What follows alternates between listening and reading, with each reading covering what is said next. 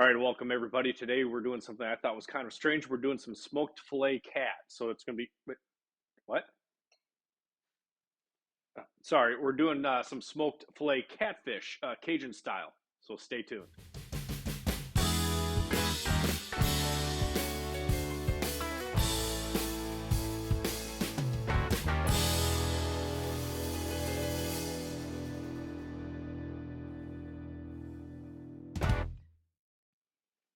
Hey, Smoke MN, Green Can Shan here.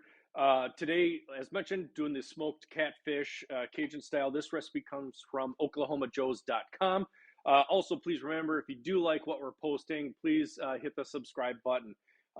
For the catfish, I've got just over 2 pounds of the fish. I'm going to do 3 tablespoons of sugar and 3 teaspoons of kosher salt mixed into a bowl. And we're just going to sprinkle this on both sides of each of the fillets here. And we're going to stick it into the fridge for 4 hours for our dry brine.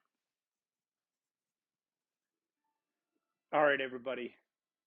This is Smoke MN, Minnesota. We're not in Texas. We're not in California, Arizona, or not even Iowa, right? Not even Iowa, right?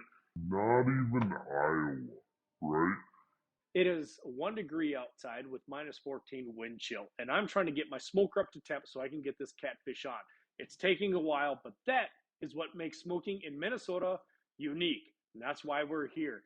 A lot of different challenges, so stay tuned, and soon I will have the next steps for the catfish. In the meantime, I guess it's a good excuse to have a couple beers.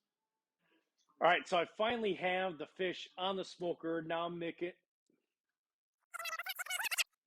All right, I finally have the All